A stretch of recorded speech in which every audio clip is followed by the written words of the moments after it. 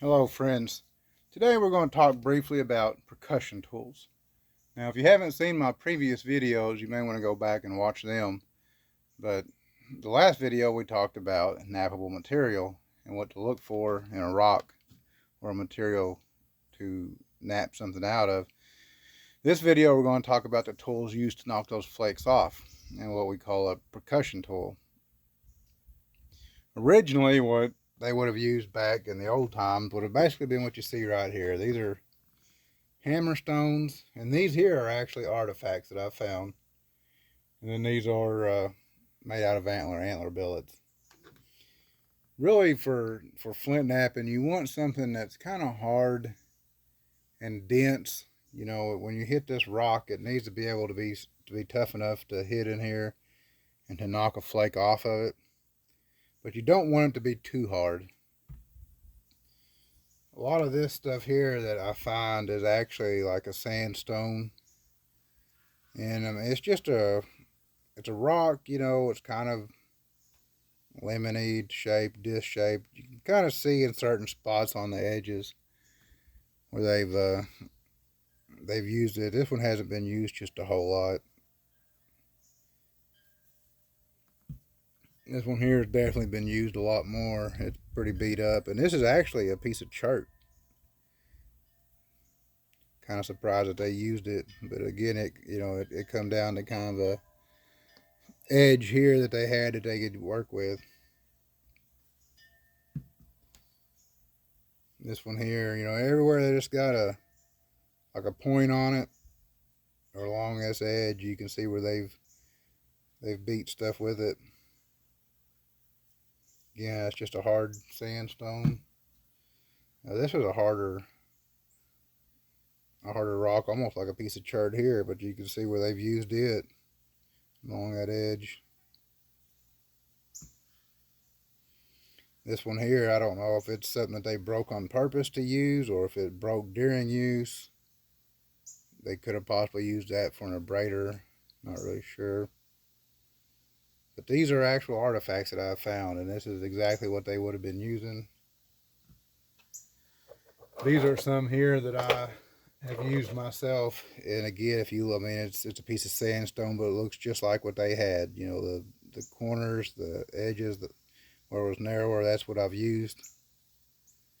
That's what's been beat up on it. This one I've used a lot for an abrader. But mostly on a hammerstone like this, I like to use a piece of, lemon size. Depending on your rock you're using, but a good sized piece of sandstone. And then they would have used something like these antler billets. This is a moose billet, and you really want to use the base where attached to the head. That's going to the skull. That's going to be your densest part, your hardest part. And so that's the base of the antler, of the moose antler there. This was a big white tail antler, and the base where attached to the skull is actually right in here.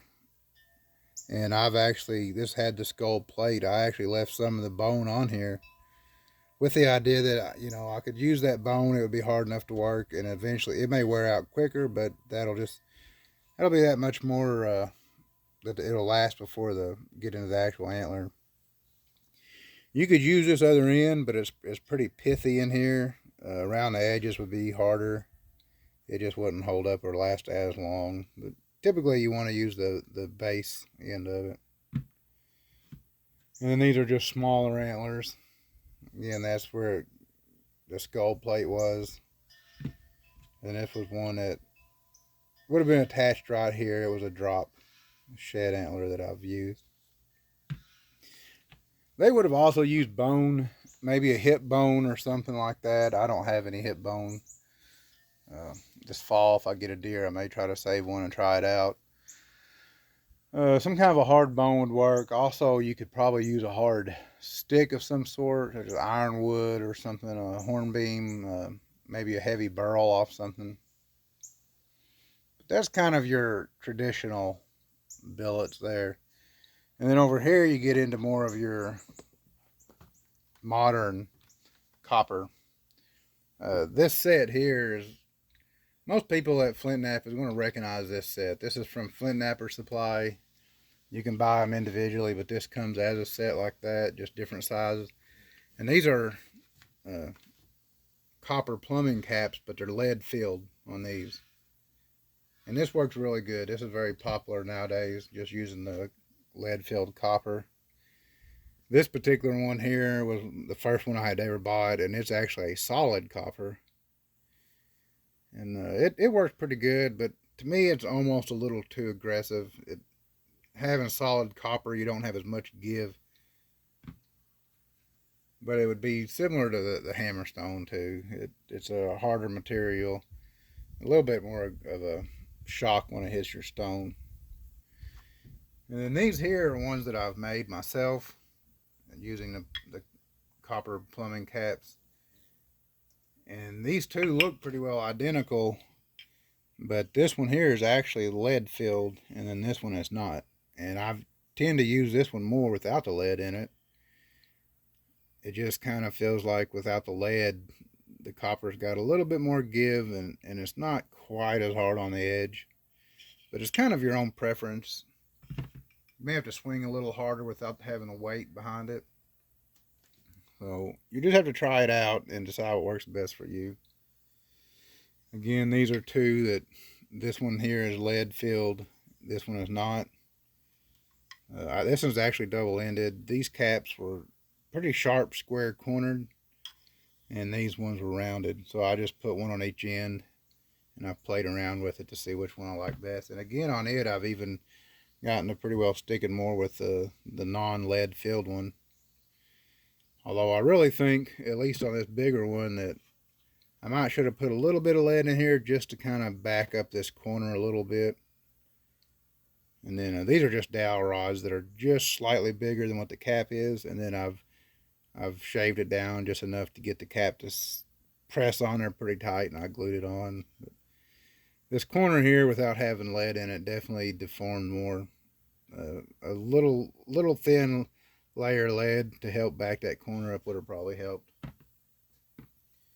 But this is pretty well what I got here at the house that I use in my supplies.